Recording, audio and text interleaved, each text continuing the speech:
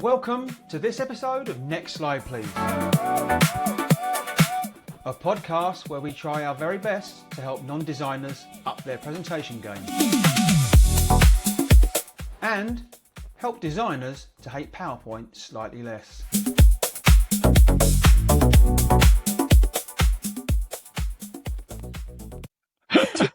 Today we've got a really fun episode, I think. We're going to play a version of 20 questions here. And we're going to put each of you on the spot. We're going to give you a question and you're going to have to answer it. In some cases, in the last round, we're actually going to have a quick fire round where it's just A or B. It's a binary choice. Other ones, we're going to learn a little bit more about what you do, your background, etc., with some more involved questions. Each of us will get one question. And if you can't answer it, there are a few in here that may be difficult.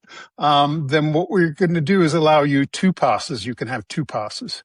And that's how the game is played. So, I'm PK. I'm Emma. I'm Andy. And I'm Mark. And I'm not scared at all. So, Can I pass now? so let's get started and share my screen. Make sure I no pick pressure. the right one and not the Ferrari. Okay. Good. Why did we say this is a good idea? Yeah, I don't know. Instant regret. Instant regret. I'm not scared. Right, let's do this. Okay, so let's do this. Emma is up first. So here's the randomizer, and I'm going to click the button. The first category is least or most. All of the questions are about something that the least amount of time you had, etc., most amount of time you had, etc. So let's click this. Emma, here's your first question. Okay, I'm ready. Do you have hold music like Jeopardy? I could do the Jeopardy So music. Emma, maybe. Emma, your first question is, what's the fastest time for completion of a full deck or 30 slides? What's the quickest time you've finished a full deck of 30 slides? Okay, so I've definitely worked to some tight deadlines. I suppose it depends what you mean by complete. You know, I might have handed something over, but was it up to my standards? I'm not sure. I'd probably say, a full working day from start to finish. If the content, Nice. I think the content is solid and they know their message, I think it's amazing how quickly it can come together. However, if the story isn't there, or if the message isn't clear, or if they don't know who they're really talking to, then there's no chance I'm going to be able to do it that quick. Because all the decisions that take the time. And I think the lesson maybe for everyone listening is, if you're a designer, don't quote on slide count, slide on, the content that you're working with or the brand that you've got to work with or a template that's coming with it. And for non-designers, make sure you're handing over or working with the designer and not just giving it to them last minute because, we can add real value if we're get involved at the beginning of the process and we can really help shape the story and shape the content and shape the flow and really get a good story built with the deck, not just building slides.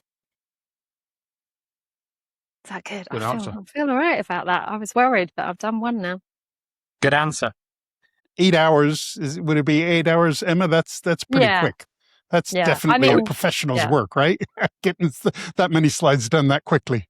Yeah, I mean that's what you're working that's a with, ridiculous timeline. I mean, I hate those requests. We need it tomorrow. It's like it's 4:30. Yeah, exactly. So we sleep too. One of the things I was going to say was I have had decks where it's been a polish. Have you had one of those? Yes. Yeah. Do you not building up? You get given 30, and then you just got to make them.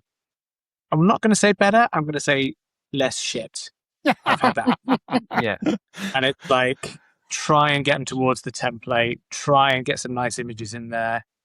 And then those are sometimes a lot shorter. But I think, from scratch, even the day is quite quick. Yeah. From scratch. Not from scratch. No. No. So I, as an in-house designer, used to have to complete 2 decks a day. So I would have to get one done in 4 hours Wow. every day. So sometimes I would get one that I didn't need that much work, so I could spend an hour on it. And then other times I'd get a deck that needed 16 hours, so I'd have to work 2 days and hope that the next deck that I got only needed an hour or something like that. Wow. So I used to have to get them done in 4 hours. Really? You know, by the end of the week, I had to have my 10 decks completed. And as did an you have a in-house designer. good template, PK, that you were working with at least as like a sort of It was a library good. of layouts and things like that?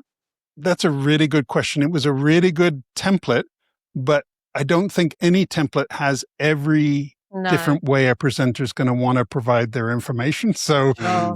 yes, I mean, a good template is really important. I actually came up with a system so I could get them done in as little as 30 minutes. The fastest I ever completed a deck was 37 minutes. Wow. That's great. And that's I actually crazy. have a video recording of that. And but that was purely out of necessity. It's like I had to had to come up with a system where we just figured out where the key points were, figured out what were the data points, the word, the image or whatever that would get that across. And then you just drop that onto a slide, Yeah. and bend the rules around the template that Emma was talking about. Andy, you're up for the next question. Are you ready? Oh, Oh, please drum make it roll. a good one, PK. Make it one I can answer. Here we go. So what was the least amount of time you were allowed to complete an edit? Not a deck, but an edit. Oh. Have you ever been at an event and they've got, like 5 slides you got to do in 5 minutes or something like that? Well, okay. Now you've there's a clear defined differentiation here. At the event, as opposed to creating a deck within a corporate environment. Now, we've all been there on a Friday afternoon when the account director comes in and says, well, here's 30 slides and we're off to the pub, but we got to present with it tomorrow morning. You okay to finish it off now? You know where to find me. You got my mobile number, right? You're like, and that will be the fastest time you're ever going to complete an edit because I want to go to the pub too. I love it. However, now you've brought in the event situation as a very, very different set of rules, right? I mean, I was on site at the conference for eBay. The polling tool that we were using. Now, if you got a present to succeed, this is much better. They just hold up cards, don't they? They hold up cards. Is it red or green? And everyone goes, it's roughly this. That's so much easier. There's a reason for that. Get your phone out, put the QR code, and everybody and then the next slide it would show the results. That catastrophically failed just before the event, and we're on to the assistant, the support guys, and they're like, we don't know. It's like great. So it's a remake about a dozen slides using their tool, and that was the quickest edits, not a complete deck. Because we had to remake every single slide. We had all the right tools there, but we had to use their tools and then reformat it to make it look like the rest of the deck. And I'm like, tapping away like Christ Almighty. And actually, funny enough, the rest of the team were in the hotel bar going, you know where to find us, so it was no different.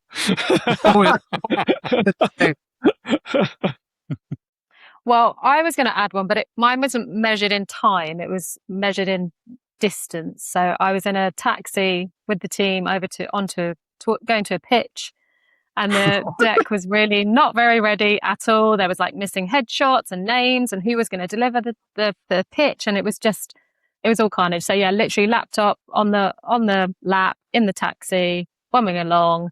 And yeah, so the lesson of the story for me was make sure you've got an offline version of what you're going to use. So you're not reliant on Wi-Fi or connectivity or anything like that. And obviously, make sure you've got your fonts and your images stored locally on your machine. So it all worked in the end, and we delivered a very polished pitch. So it was fine. And did they win the pitch? Yes, yeah. Way to go. Great. Nicely done. Yay. Next up is Mark. Here's your question.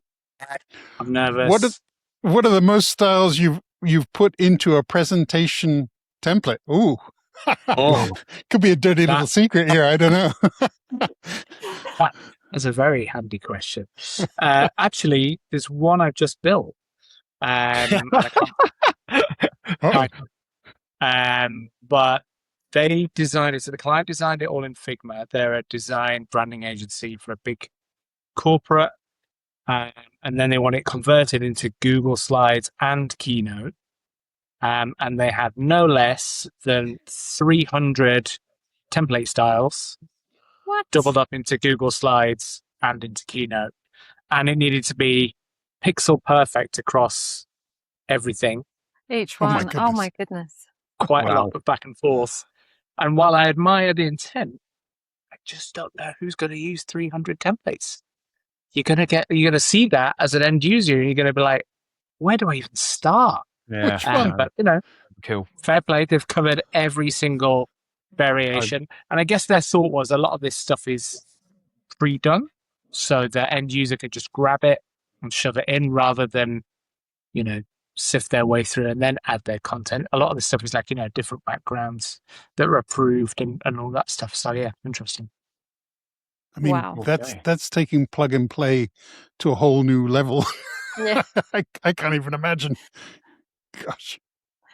Yeah. Yeah. I mean, the count does always sort of rack up a bit when you've got different colors, different you're going to have a certain amount because of that, aren't you? And left aligned, right aligned, and all of that. But that's another level, Mark. I think what they were thinking was, rather than, you know, where you get like an approved image library, like a DAM, a digital asset management system, I think they wanted to kind of skip that step. And so one of the slides, for example, was just the company name on a background 10 times Right. with different approved imagery. Oh, yeah, So yeah. saving the end user from going to the image library, right-clicking, change background, blah, blah, blah. Right. It's just like, I'll pick this cover today. I'll pick that cover today. Yeah. I've done But similar. my experience with that is that everybody picks their favorite, like 5 slides and just uses them again and again and again and again. And it's like, Yeah. No, you're right. work and all that minute detail. But, you know, ours is not the reason why. Yeah, I've had I had similar with clients before, and then they've gone through all that, and then the next time they briefed me was like, "Yeah, we want to simplify it all down now because not everyone uses the same half dozen." You're like, Oh God, I got a tough one here. Presentation design "Oh, I'm glad you got disappeared. this one. I was dreading this one."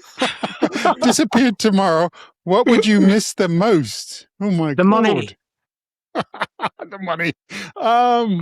Yeah, sometimes the money. Not always though. That's part of being freelance, right?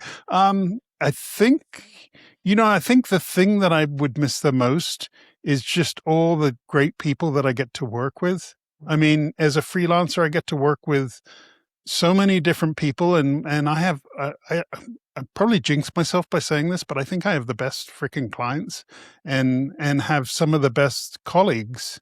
Job I'm working on now, they're just really, really sweet people, and they're like going out of their way to make sure that I've got everything that I need to get the work done, etc. So, yeah, I think is that too schmaltzy to say?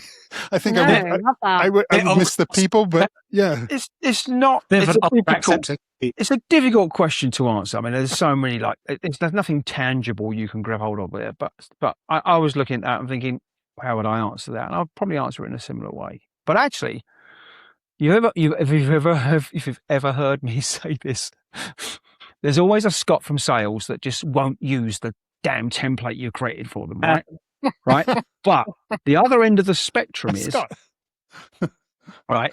The other end of the spectrum is there's one guy who really wasn't getting on with the template you created, but then goes away and makes something beautiful based on something you've given them in the toolkit, unprompted, and you look at it and go, well, none of that's what I gave you to. You went away and took what we created for you and then went away and did something with it.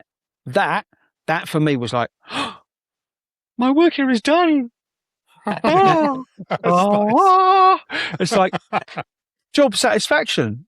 But that's the complete opposite from Scott from sales. Scott, if you're listening, you.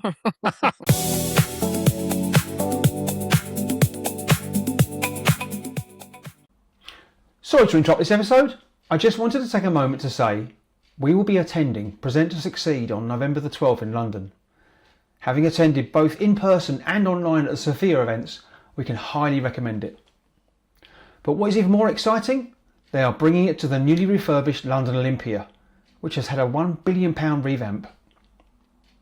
It is already the largest presentation skills conference out there, but this promises to be even better.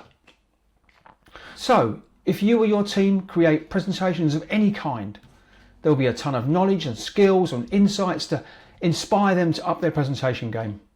They're offering discounts right now and great deals for groups too, so get in there and sign up. You can get your tickets at presenttosucceed.co.uk. And if you're going, drop us a line, come and find us, come and say hello. Let's do some face-to-faces. Okay, back to the podcast.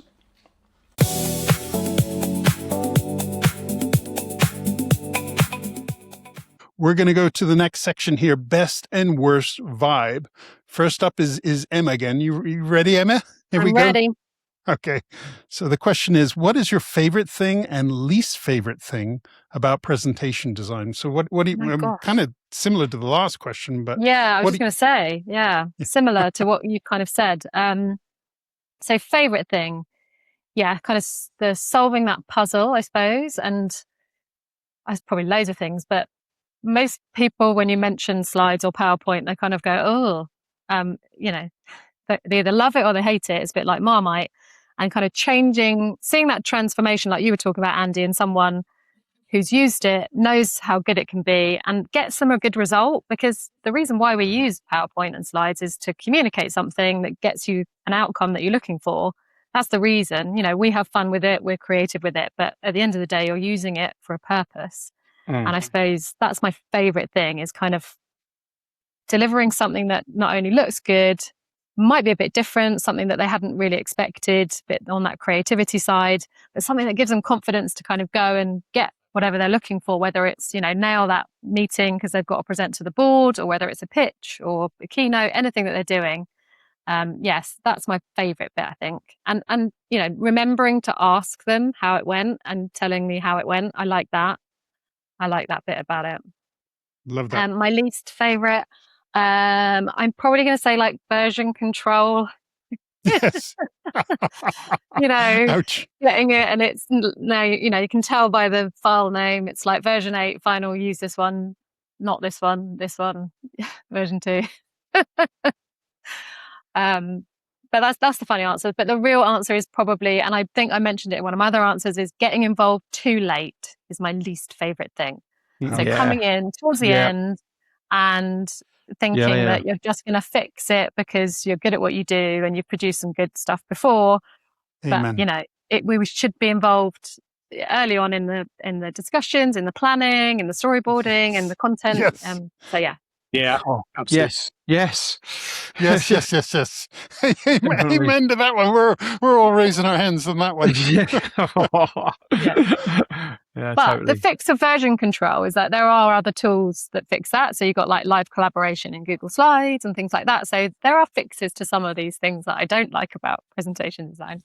Okay, next up we've got Andy. Your question is, what's the most unnecessary animation you've ever seen? I love this question. I think we've all seen one of those unnecessary animations. I love it. I was hoping I wouldn't get this one.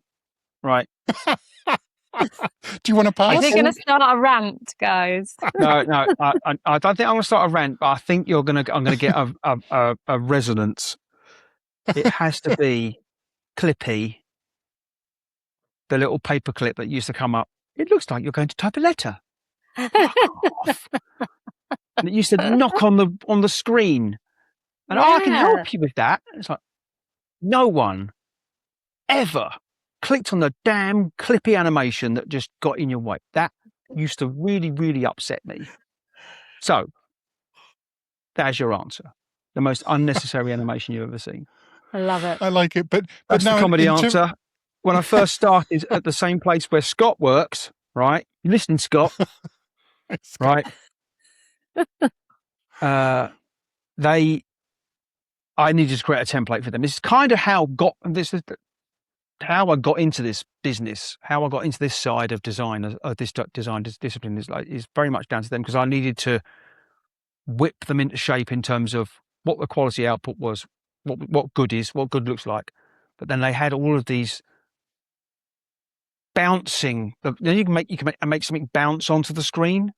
Like, it's just like if you've ever had eye fatigue, and they had a software firm that had the most complicated charts you'd ever possibly seen, and they bounced them all onto the screen. A chart. Stop doing that right now. A chart that bounces. That's got to be the worst. That's got to be the worst ever. I've never heard of such a thing. Tables, workflow. Like the whole screen was just full of things that we're going to. This is the workflow, and each time they clicked on the next stage, it would bounce onto the screen, and they thought it was cool. And you're like, stop that right now. If you have to reveal it, or it's good you reveal it, but just do a simple fade, because you're making me want to throw up. I used to have decks, and I used to have to. I think like it's common in America to call them Franken decks, where there's like different departments all put into one big one. And the bloody sales team, again, Scott's and Dave's, I call mine Dave in my like fantasy villain, they'd always be like dropping anvils and like boom and fire. It's like, guys, we know you've been impressed with your sales, we love it, but come on, it's like minimal, clean. Let's go with that, please. Yeah, absolutely. Well, it was like Nolan mentioned on his talk at Present to Succeed. If you think it looks cool, cut it. Yeah. So I heard a good thing, and it said animation on slides is like seasoning. A little can make the whole thing a lot better, but if you put too much, and that's all that anybody remembers. So the bouncing chart is just too far. Brilliant analogy. I love that. That's perfect. Okay. Next up, we've got Mark. Here's your question. You ready? Yep. Bring it. What was the best reaction that you ever received from a client? I think it probably goes along the lines of what Emma was talking about, and asking them how they've done. And all the clients that have won the pitch have been like super stoked at sort of my part in the process. Obviously, what we do isn't everything. It's the presentation skills, it's the research, it's everything like that. But if they've got a really nice type deck, that's the one thing they usually can't do. And so that's that jigsaw piece that goes into the puzzle. So yeah, quite a lot of clients who've actually won the pitch have been super grateful. And it just makes you feel warm and fuzzy inside that you've help them achieve their goals, sort of thing. You added value, and that might have been the slimmest of margins that made them remember the deck that you'd put together, that when they came to make the decision, they were like, oh yeah, I like those guys. And it might be the finest, tiniest margin. Yeah. I think my best reaction I ever had was prior to being a presentation designer, I was a digital designer in a creative agency. We put a pitch together for, it wasn't new business, but we were the incumbent, but we needed to get them to buy into it, to unlock the funds to make it happen. We came up with all the best animations and rollovers. This is going back to the days when we used to like do flash websites, flash elements on websites and things like that. It's a long time ago now. Now, they asked us to pitch. We rehearsed, and we got it so slick. And we did a demo of what it's going to look like and what have you. And they said, "Great, go away and build it." And we're like, I actually said to her, I said to the CEO, "Don't you want to argue first?" And the art director kicked me under the table, and I was like, I physically moved, and she burst out laughing. She said, "No, we love it. Go away and build it." And I was like, how many times? That's the first and last time that's ever happened to me. Never happened since, right? Amazing. How many times have you put three options together? One quite clearly that for them to shoot down in flames, we're not buying that. And then they take the first half of one concept and the second half of another, and they sort of mush them together into a Franken concept. And you're thinking, okay, you've just destroyed two concepts and mushed together something that doesn't really work. Now we've got to go away and make that happen. Most of the time that happens a lot in creative pitches. But for them to say, no, go away, we love it, go away and build it. I was absolutely shocked. I'd never had that before or since. By far the best reaction I've ever had. And funny enough, we nailed that because it was a 4-week campaign. We got target figures in week 1. And then the subsequent figures after that, we hit 300% of target figures. So they fired us. It was a good thing. One of those situations where the global team have decided they're going to give the global account to another global agency. We were the London branch of that global account, and they said, we're really sorry. We were dealing with Melbourne, and they said, we're really sorry, we have no choice.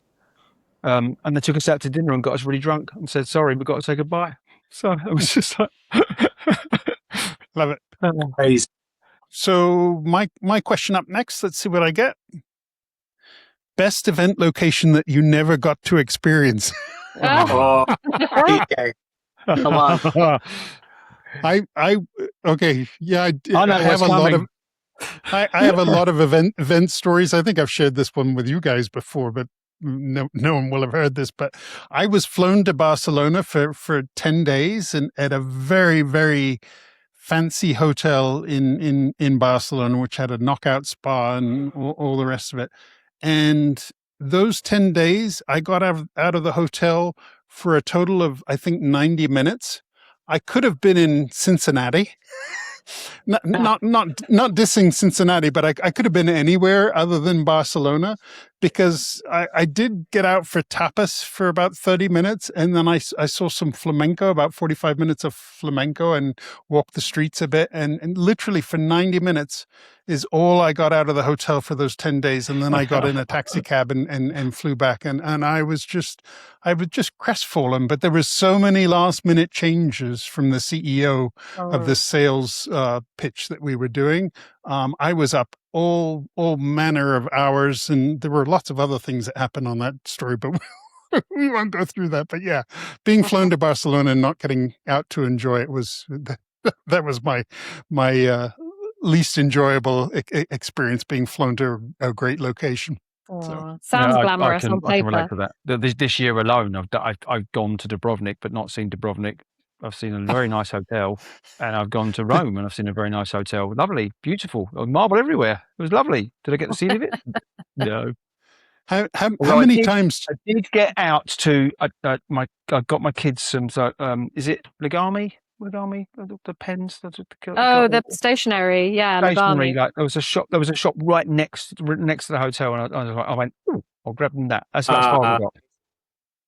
I mean, how many times have you done an event job where you go in for rehearsals at 5 a.m. and then you don't get out until like 8 or 9 p.m. And so you never see the light of day for a week or 2 weeks or something. Really like not that. good for you, is it? Oh my God, it's not good.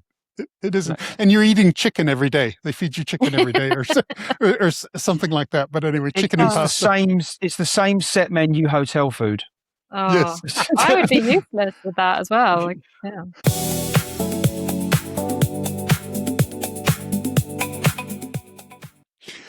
Okay. Next up, the next section is trade secrets. And Emma, you're up first. Let's see what question you get here. Okay. What's the one thing every presenter needs? Oh, this will be good. One thing every presenter needs. What do you think they need? Every presenter. This is on the presenter side of things. Okay. Yeah. I know. I've got one. I can think of it. I got one as well. Go ahead, Emma. I think I might go a bit present to succeed styly and go with some C's. Shall I do that? So nice. First comes to mind is clarity. So being really clear on what you're saying. Yeah. Who you're saying it to and what result you want. So just like loads of clarity on everything, why you're doing it, who you're doing it to, what you want from it. And then I think confidence, everyone talks about being a confident presenter, but I think that comes naturally because you've worked on getting your message clear, make sure your deck is, you're confident with that, even if it's like you like clicks, you don't like clicks, you like, don't read it, practice, all of that kind of stuff. I think that confidence comes from all of that kind of prep. And then I need to think of a third C. So once you've done that, maybe let's use connection. So having that connection with your audience. So do all your prep work beforehand so that when you're standing up there delivering, whether it be a sort of a deck to a board meeting because it's an important decision that you need, or you're standing on a deck full of, a room full of thousands of people, you feel confident and you can work on delivering your message and having that connection. So I think it's all that prep work, and I think that's what we do. We help you do all of that at the beginning so that you feel confident to stand up there and you can make that connection, because that's what we're trying to do. We're trying to connect with the people we're talking to and try and get, a result from it, whether it be them to change what they think or how they feel, or whether you want them to sign on a nice juicy tender or pitch or something. Making that connection. So there you go. I did 3 C's. Nice. Well done. You got I've got my another C. C. Oh, good. Go ahead. Oh, my Go C ahead. is bloody clicker. Not have a clicker. So it's ABC, bloody clicker, because that's not one of the whole reasons that we named our podcast. Next slide, please. Completely. Never be a feature of any presentation that somebody says to some poor minion, next slide, please. It's like, click your own bloody slides and then you can control the flow and not distract the audience. One of the first conversations we had, Mark, you and I, and how we landed on next slide, please, because it's like, just give him a bloody clicker. That was the Chris Whitty thing. Next slide, please, was all through COVID. Yeah, that's how we landed on the name for this whole damn podcast. Yeah, I love that. Just give him a clicker. Yeah, that's great. And Emma, when you talk, you grabbed you did a beautiful job with one of the C's that I want to share, which is confidence. And I think being confident often comes from being excited to share your deck. So if you hire a presentation designer, I'm going to do a plug for us. That is a good chance you're going to feel a lot more excited and more confident about delivering what you've got because you're really excited to share it. So, and on that, just to pick up on that, PK, if you're not a confident presenter, most of us aren't, right? Let's be honest, right? We're not confident presenters. We have to learn how to do it. Some people, annoyingly, just stand up and just own the room. And you're like, how are you doing that? Like, just how are you doing that? So how do you compensate for that? Well, you get a good deck, practice the hell out of it. If you've got that, you have to remember what is your desired outcome and work back from that. And if you've not got the clear points, to pick up on Emma's point, the clarity, those clear points defined, you're not going to get the decision. So work back from your desired outcome, get those points on there clearly. Give yourself the confidence by breaking those down into sizable chunks that is compelling and memorable. If you've got that, you can work through those steps that you've practiced if you're not a confident presenter, and you will get through like those annoying people that can just stand up and talk. Yeah, I'm conscious I said this in another episode, but confidence, you're right, Andy, to some people, it's annoyingly just a bit of a gift. And I worked with some amazing people where they're just kind of like instant sort of soundbite people and they just, don't do anything. But most confidence just knows from knowing your content so well. Yeah. Practice. And even you're like Steve Jobs, who seemed so off the cuff and, this super presenter, a lot of it was through like practicing it so well. He knew it inside out. And so he wasn't flustered by anything. And then that makes you appear confident, even if deep down you're really not. But I think also on that, it's down to passion and vision. And you talk to any founder about this, right? You've got a passion to fix something. Like the industry I'm in is broken. It's not working. We don't get, this is frustrating me. I need to fix this. That drives you to make a project or a product, that you can see a gap, and it drives you insane that, like, why can't nobody else see this? Right, I have to fix this. And that's generally how a good product becomes a great product that everyone buys into, because you can see a gap and go, everyone should buy into this. Why can't why can nobody else see it? So you go driving towards making that happen. And that's how a lot of people can come across confident, is because they're really passionate about making this happen. And you can pick up on it. You can see when someone really wants you to buy into their product, and the chances are, if you can see where they're coming from and go, you know what, that's really good, I should get one of those. That's going to solve a problem for me. You're onto a winner. Mark, your question is, what's one thing you obsess over audiences never notice? Is there anything you obsess over that nobody notices? I'm sure there's lots of things we obsess over, right? Like I've got a list as long as my arm. I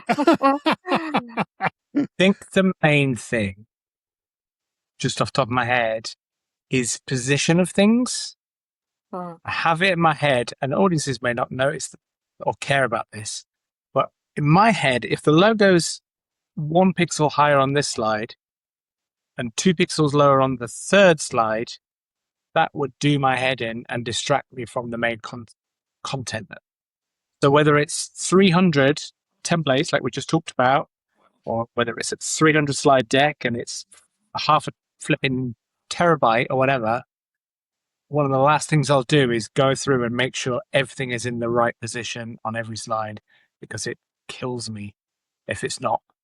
I think that's what I want an AI to do. I'm probably sure it's there already, but that's one of my final last check is like, you've done all this beautiful content, you've thought about the narrative, you've added whiz-bang stuff.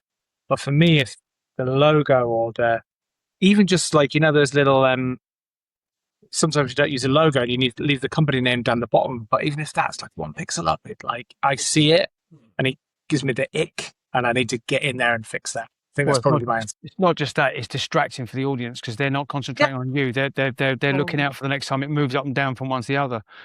Right. The fix on that, of course, bright slide. Yeah.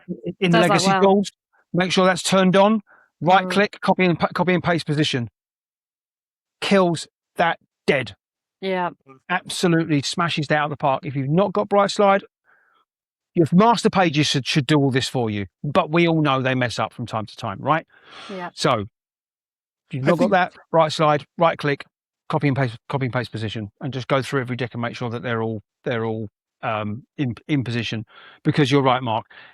When you've seen it once, next time the slide changes, you're like, did that move? Maybe it's only us four. Maybe it's not the audience. but I think even if somebody in the audience doesn't notice it, catch it with their eye, they will pick up on it subliminally. Yeah. That sort of thing, things moving, things out of place, a color that's shifted ever so slightly. One green got shifted in hue or value or something like that. People pick up on that even subliminally. I would argue anyway. And it's removing the subliminal thing that casts doubt. And the moment we've got the tiniest amount of doubt, let's not forget, most of the time you're going in that room or you're on that stage to get your message across and get a decision. And if they've got a tiniest inkling of doubt, that decision is not coming straight away. Yeah. True. Okay. My question up next. What do I get? I got, what's the presentation rule you break all the time because it actually works? Okay. I love this one. Having things aligned, like Mark was talking about, is really important. But sometimes things look better just slightly out of center, or slightly moved up or down, left or right or whatever. I think it has to do with that golden rule.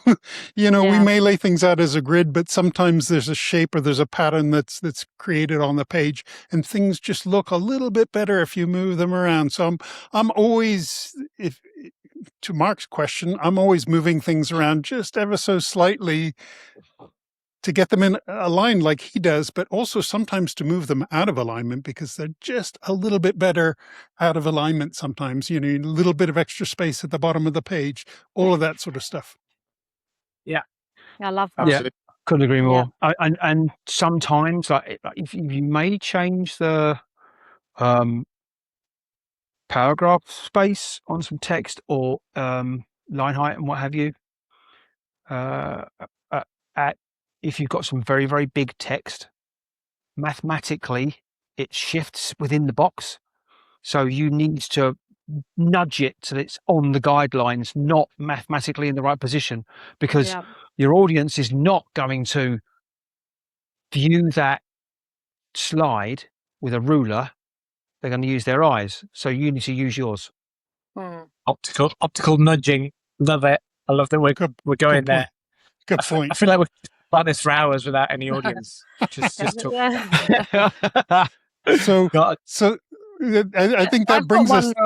I've got one rule that I always break as well, because I think some of the listeners will hear lots of tips on, like, you know, how many slides to have and, like, you know, how long it should take to go through one slide and this and that. And I think they're all good. They're all good starting points, but I never count slides. I feel like if you can split up something into 3 slides or 2 slides, that's better than trying to cram everything in because you're like, oh, I only need 10 slides because that's what somebody said I should have.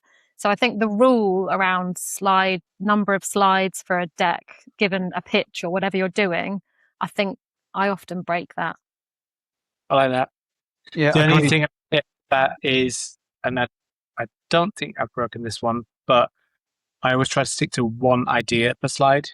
So if it gives you some content to work on and they've got 3 ideas, then absolutely to your point, split it out.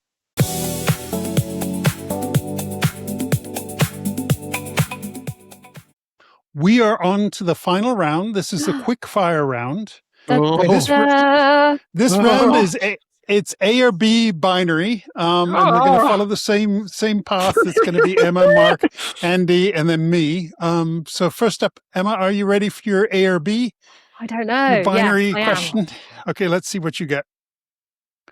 Template or blank slide? Ooh, that's a tough one because it depends on the use case, right? Courses, surely. Is it my template? Is it someone else's? Okay, sorry, quick fire. I'm going to go template. Nice. Most of the time it's template, right? Yeah. But I think when would you, I mean, do you use blank slides when you're building your own presentations? Yeah. I mean, I do all the time. I hate you, Peter. I'm going to lie. My template may not be up to snuff then, right? Maybe my template's just... No, maybe my template's really naff. I don't know. Yeah. Is it my template? I love that answer. It could be my template. Okay, Andy, you're up next. You ready? Oh, God. Here's your quick fire round. Google or PowerPoint? Oh, we know what the answer is to this. Give it a go every time. PowerPoint. Wait, this is Andy's question, not Mark's. Sorry. I'm going to say PowerPoint purely because I love SVGs. That's it. Google's got so many strengths, but come on, Google, give me the damn SVGs for Christ's sake. Mark, why are you saying Google? Come on. No, it's PowerPoint. My answer is actually Kano. So no, that's not an option. It's not an option. Come on, go Kano. That makes a change. Mark's going off piste again. My children, I love them all equally, honestly. No, they've all got bits. I do love a cheeky Google Slides though, because it's like, what is that? Creativity. Constraint breeds creativity. So because it's not as powerful, because it's not as sexy, look, it's bang, it makes you do workarounds and little thoughts and little ideas, and I love working in it because of that. But yeah, I mean, PowerPoint's still the daddy, the mummy, the everything. So yeah. Okay, Mark. Brand rules or creative freedom? Ooh. You just said constraints. You like them. I'm going to go brand rules. Brand rules. Okay, Yeah. I love getting creative and going nuts, but you can go a bit too nuts. Whereas brand rules, especially if we go back to our earlier point about decks are always on a deadline. That's why I like them. I used to build websites. Websites can take years and months, but decks are always like needed by some point in the future. And if you've got creative freedom, you can go, "Woo, off Ping Easton sailing down the river," and the client goes, "What?" Whereas if you've got brand rules, even you're going to be there or thereabouts, and you've got to bring it back. And so, yeah, I do like a good set of guidelines. I think you're right with the constraints thing. Like you've got a playground to play in, make it work within that, and that's a task within itself to get that right and get it to sing. So otherwise, it's just like, whoa, we go everywhere then. You know? But as a freelancer, and you get a new set of brand rules every week or every couple of weeks. I mean, don't you ever kind of go nuts and say, I just want the creative freedom. I don't want to have to learn a whole new brand guideline. That's what side hustles are for. Well, I think what happens to me a lot is that you'll get the brand guidelines, but they might not necessarily be for PowerPoint. So, they might say they've got a lovely brand palette, color palette, and all of these fonts, but you have to do some translating into PowerPoint normally because it won't work because of the contrast is wrong or because it's too fancy a font or whatever. So I like that. I like working from that as a starting point and then going to the client and saying, look, this is great, it's still on brand, but you'll need to do XYZ in order for it to work within PowerPoint. I like that. No, definitely. Guidelines have got better. Way back when, you would get these guidelines and go, there's nothing in here that I can use. Like, there's no hex refs. It's all CMYK. They're all Pantone colors. Like, when it was all print based. Or I mean, I'm going back to when I was like digital designer and what have you. No hex refs. What must be? So you have to sort of dream them up and then send them back to the client and go, we're using these. Are you okay? And they'll go, what's a hex ref? And you go, oh, God. So at least now you get them. I get brand rules. Maybe it's because I'm an artist. I lean towards creative freedom. But anyway, I think I'm the outlier in this group. Anyway, it's my turn for a question now, and you got to hold me to 3 seconds. All right? Data or emotion? Will you? I mean, come on. Ooh. Emotion. I was going to say, who are we speaking to?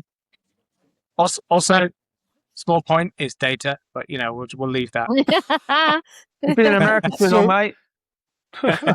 So there's a really good quote that I'm using to build an episode about story, and it's from Nancy Duarte, and she says, "Data tells us what happens, and story or emotion tells us what it means." And so I don't think you can separate these two. I mean, data is where what drives people to make a decision, and then their emotion gets them to actually act on that decision. So yeah, I mean, I say emotion, but that's an impossible question. So anyway, it's hard. I mean, really hard. How many times have you heard someone say you can't argue with the data, it's there in black and white? But at the end of the day, most of the decisions are going to be made on how you make someone feel. Do you feel like three companies pitch? They've all got exactly the same statistics. They've all got exactly the same marketing strategy, but decisions more than likely going to be based on how I feel I can work with these people, and that's your emotion right there. So I think you're right, but I hate that quote that I see, especially on LinkedIn all the time, that nobody makes a decision based on data, and I think that's wrong, flat out wrong, because I think if I tell you that you're losing so much per quarter, it's going to open up your mind to a new way of thinking. Yeah. Am I really? What does that mean? So then what you do is you then move in with more information, right? And if you get someone to open up their mind, you have the opportunity to change how they feel, which is what Andy's bringing up, because we are creatures of habit. We go to the store and we keep buying the same brand no matter what, even if there's a better brand. And so it takes something to unlock the door, and that is often data that we use. I think we tell data stories for a reason.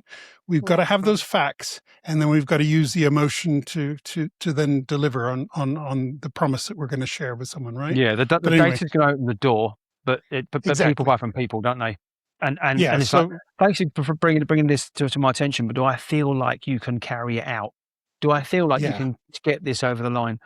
And the feelings come in. So if it's too touchy feely, then you're like, I can't work with you. You're just like Right. all over the place. Unless it's grounded in the data. So if you got the balance of the two, then boxes ticked, right? Surely. Yeah. 100%. Did we answer that question or not? Did we just go on a random? I said emotion. I landed on emotion, but anyway, yeah. Okay, so next up, Emma, we're going to keep moving. Animation oh gosh, or we're doing more. Yeah, animation or static. Okay, go. Oh, What do you reckon? Animation or static? Oh, it's animation, 100%. Yeah, 100%. But let's me clarify that. Not the bounce, 3 not the seconds. bouncing chart. I don't mean that kind of animation. I just mean a little bit of movement, help engagement. Yeah, but yeah. If I had to choose, yeah. What? Not. It looks like you're typing a letter. Do you want some help with that? Yeah. Clippy. for me, if you don't add animation, you might as well just send a PDF. Right. Agreed. But do you get presenters who do not like builds and clicks? Yes. So I've worked with both types of people. Yes. I think you can do a little bit of auto animation, so that it's something builds while you think they might be talking. So that at the moment I'm working on one where they don't want lots of clicks, but they do want that movement and that progression in what's coming up or what's appearing on the slide. So I think you can do it. I mean, some people just like to have full control with the clicker and just do their own thing. But yeah, less is more. It depends on the presenter, doesn't it, Emma? I think that from my experience, and you guys can like corroborate this or not. I'll be interested to hear what you guys think about this. Most of the time, when I'm doing event stuff, they hate the animations. Most of the presenters are just like, I just want it on the screen. I want to stand there and talk. Because they're already nervous about standing up in front of 500,000 people, and it's like I just want to get this over and done with. I didn't want to present in the first place. I want to get over and done. However, you go into a more corporate environment. It's like I need to get my message across. I'm going to go point one, click. Now I'm going to stand there and talk about that bit. This is important because point two, click. Yeah. Reveal it on and go. This is important because, and then the outcome is point three. We're going to do this, and this is going to solve it. Aren't I great? Different scenario entirely, different environment requires for different things. But like you say, Emma, it's down to the presenter. Some people want it all up on talk about it. Some people want to go in, be in control and go click, reveal, click, reveal, click, reveal. We had a guy who was a senior director and he was brilliant. He was one of these instant soundbite guys, but he didn't want the surprises. And often stuff is like last minute, being turned around, blah, blah, blah. And so we developed this thing. I'm probably sure I can say this. His surname was Kano. We used to call him Kano. And we developed this thing called a Kano build, which was that as much as possible, we spread the animation over different slides. Yeah, so I was just going to say, split it up, Mark. Yeah. So when he's looking at it in static view without hitting play, he can sort of see, okay, that builds on, then that builds on, then that builds on. No. So instead of having it all on the one slide like you would normally, we build it out so that when he's on the plane or in the car or whatever, he can go, okay, I see what works. Because he storyboard to go through. Yeah, he was down with all the fancy stuff. He just didn't want to get caught out because it would ruin his flow. So that's how we split it out for him.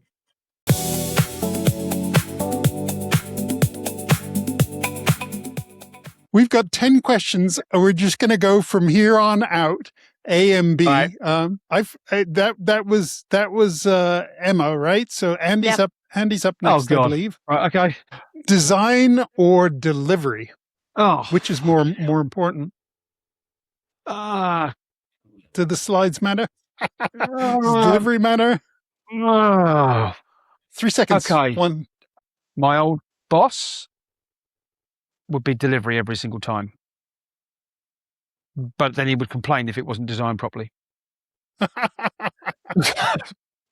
I want to say So a good I- deliverer can deliver anything. but True.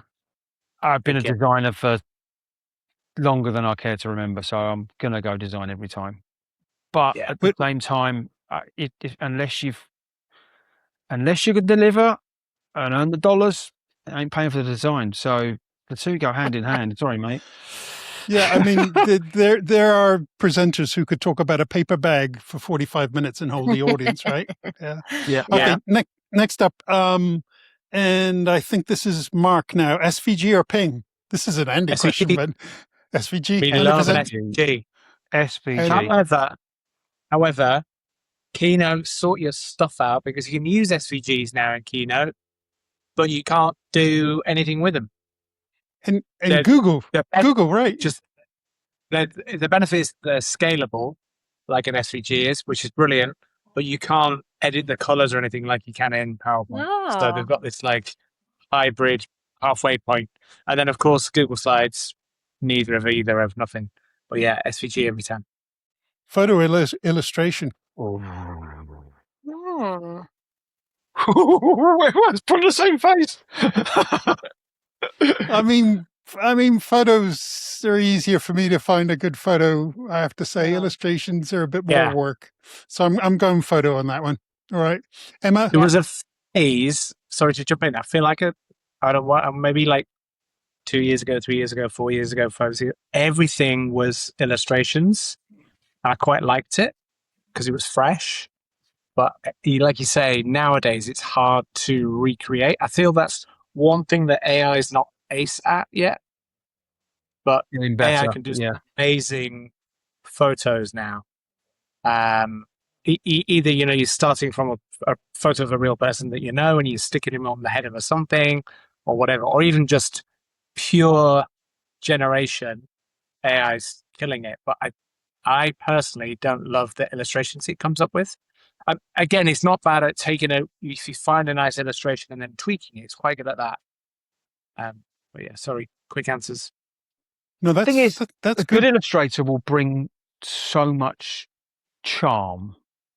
Yes. To any piece of work, regardless of, forget it whether it's a deck. I mean, the choice is photo or illustration. Like, let's just forget whether it's on a PowerPoint. Any kind of piece of work you want to do, an illustrator brings charm. Chances are it can be ownable by a brand. But to Mark's point, you've got an image that the clients wants to use, and they say, we love it except for the top that the model's wearing, and you just go, well, that's fine. There's so many tools now that can say we can change that in seconds. So that it's been democratized down to such a level that everybody's got access to any image they want now. No. Emma, 30 slides or 90 slides? I think this is talking about your presentation. In general, it doesn't matter for me. Else's. Every slide earns if it earns its place, I don't mind how many. Unless I've actually got to edit them, then I'll go 30. just quick show of hands. Which do you prefer working on, 30 slides or 90 slides? 30 probably, right? Yeah. 30. 90 tends to be like, it's either an event or it's a big corporate deck where there isn't that much creativity, I find. Oh. This is just top of my head. Yeah. If it's 30, you usually can spend a good amount of time for each slide and pore over it. But if it's 90, it's a bit like, get it done, make it look like the template. Unless it's like a really lovely event where they need all day creative and sexy. Don't know. Does that make sense? Yeah, 90 sounds like death by PowerPoint, but it could be multiple presenters. So wait a minute, I do 90 slides all day long. Anytime I've got like a 30-minute thing, I'll do 90 slides. But that's I do more the Lawrence Lessig approach, just kind of quick fire an image or word or a logo or something like that, and kind of pop through them. But anyway, it depends. It depends use case, right? Okay. Use case and engagement. You can be as engaged on 30 as you can 90. It's true. Yeah. And the dark or light background. Ooh, this comes back to event or conference room, right? Yeah. I'm gonna go light, I think. Light? I Okay. don't mind. I mean, ours started off as dark, didn't it?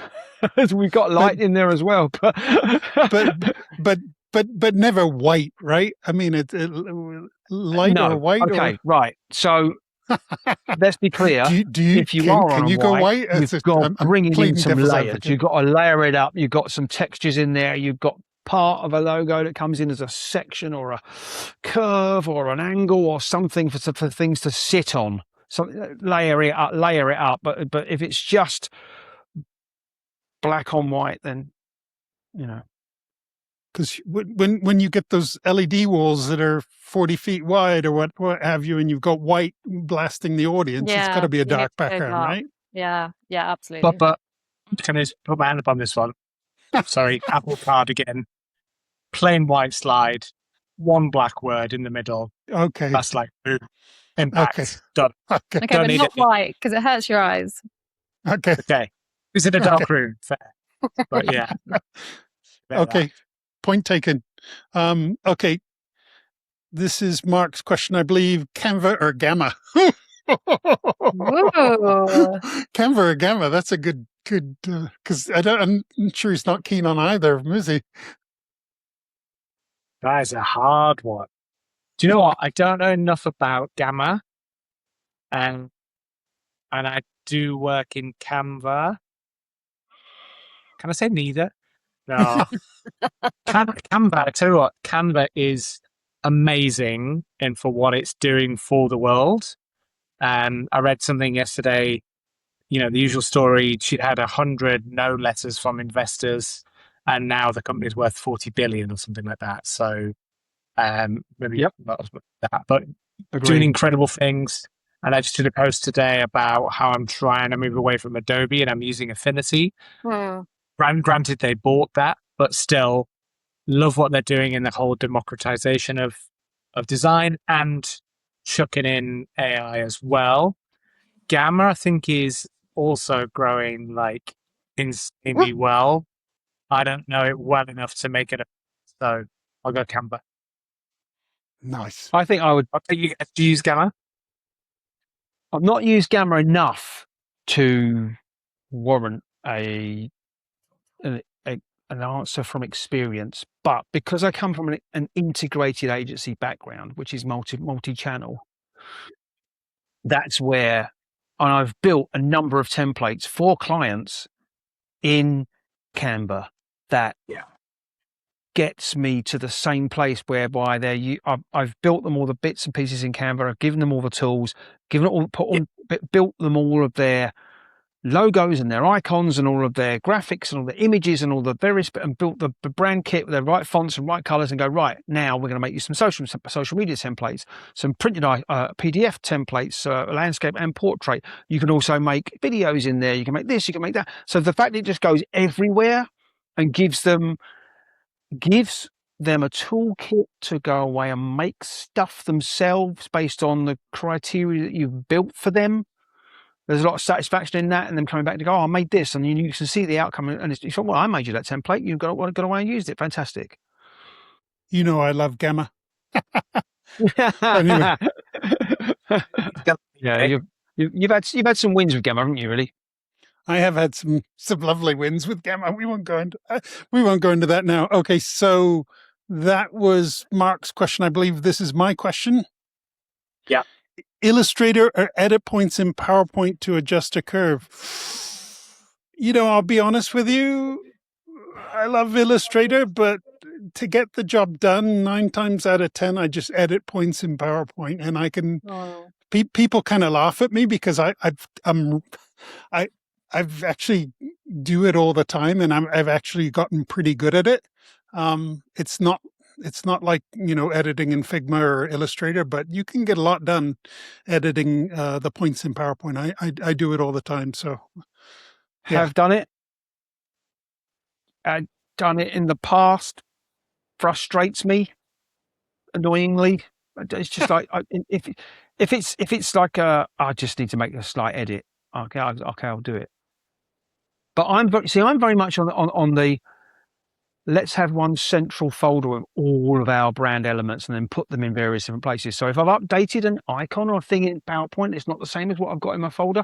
That makes me go, oh, no, that's not, I'd rather go back into Illustrator, fix it, then knowing full well that my one version of the truth then goes into various places, like in Canva, like in PowerPoint, like in X, Y, and Z. Yeah. But if it's a last minute thing and it's just got to go now, sure. Okay. Next up, we've got Emma, scripted or off the cuff. This comes back to delivery and presenters. I'm going to say neither, because I think scripted can feel like you're just reading, and off the cuff means that you might fumble, you might add some fluff in there that's not necessary. But if I had to choose, I'd go scripted, because I feel like you've had the thought process behind what each slide is bringing to the story and what it's adding, as long as you're not reading it. Does that make sense? I love it. I like that. I was going to go similar to yourself. I was actually going to say both. And going back to our boring practice point, know your script so well that it feels off the cuff. Right. That it's conversational. To your point, to kind of get all the info and make sure you're covering everything. But like you say, nobody wants to feel like they're reading it out or they're droning on. So, Yeah. But yeah, totally what you said. Love it. Okay. Next up, Andy. Uh-oh. Story or design? We come back to design as one of the things again. Story or design? But you need both. Why do you do this to me? I didn't do it to you. The randomizer did it to you. Did you build? Right. Andy, gun against your head. Story or design? Why do I always get the one with the gun against your head? Okay. Because it's more fun. You can't have one without the other. I'm a graphic designer by trade, so I'm going to go with design. Yes. Because I started in print back in the day, so it still told a story, but not in the same way. Yeah. But I don't think you can have one without the other, can you? Really? No. It can be beautifully designed, but if you've got no story or message, then no one's going to get it. But at the same time, have a wonderful story, but if it's not brought to life with a good piece of design, it's not going to land. But it sounds strange to say as a designer, like you say, but I've got to say story, because I've seen great presentations with no slides. Yes. Yeah, 100%. Story for me. Just got a bunch of slides. Mm-hmm. And Dave. And then blog. Dave says story too. Dave did say. That's Dave's story. He hasn't got any slides, bless him, but we know he wants. I can't disagree with you, Mark. I simply can't. I work with a guy, account director, and he was just this avant-garde maverick kind of fly by the seat of your pants kind of guy that, and it'd be like, someone would come in and go, right, pitch tomorrow, Matt. Are you ready? You got your slide deck? Oh, I'm going to do it tonight. What? You've not? We're leaving at 9 a.m. in the morning. You've not got the deck ready? That's right. I'll sort it out later. 11 at night, he would just like smash a few slides together, and he'd go in that room and just stand there and talk and just flick a few slides up here with him. I don't think I ever saw him come back from the pitch empty-handed. Mark, here's your quick-fire question. 3 seconds to respond. Serif or sans serif? Ooh, for the font chap. Serif or sans serif? That was fate that Mark got that one. That is underhand. I'm putting him on the spot. Okay. Underhand. So, both, everything, all of it. Oh. Gun against the head. You can't. Apples or oranges? Really?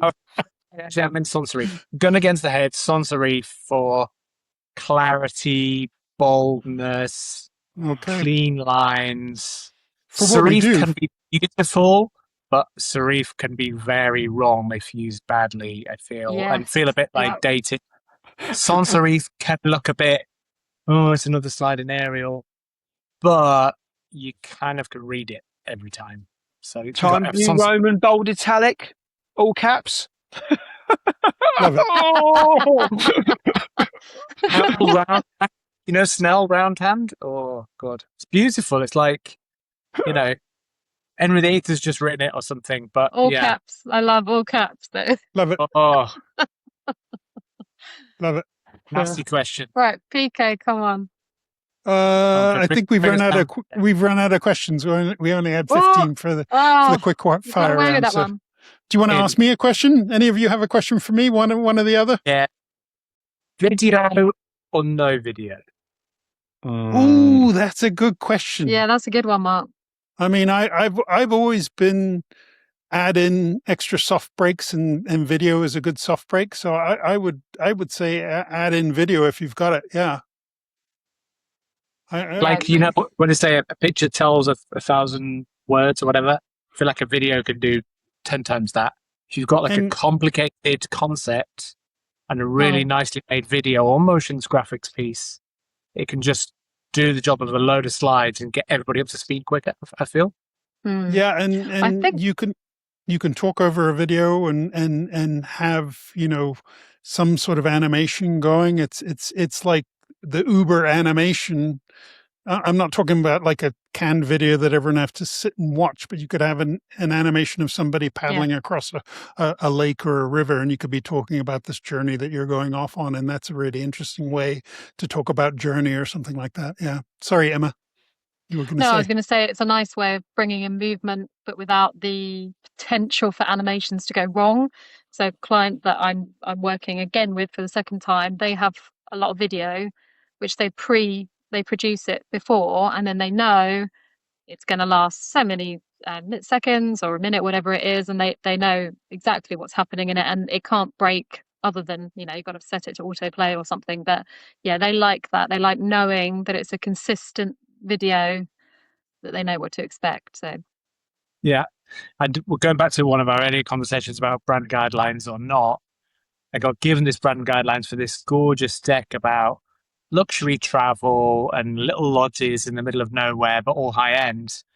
And I took it and then tweaked it a bit by bringing some of the stills to life in Firefly. And so just for like section dividers where you don't need it to be too complicated, and instead of it just being a shot of a boat on a lake, Firefly took it and then the camera panned around the boat and went around this invisible bay, so this made up bay, and it just became like a section header, but it looks great, real different. Love it. Yeah, I think that's where that's a good use of AI, because I think coming back to the presenter that's not confident, when you're rolling this out, will you roll it out to them, or will you hand it over to them? So, put these in for you. This is your chance to stop, take a breath, look at your notes, just give yourself a chance to sort of compose yourself.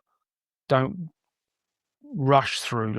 Give you there's 4 of them. That's 4 milestones, right? When you get to the second one, you're halfway through. You can almost count the beats. You can chance to sort of it's okay to not say anything for a second after that little video, because everyone's like, oh, what's next then? Yeah. So that's can be really, little things like that can really help someone to really land what they're saying.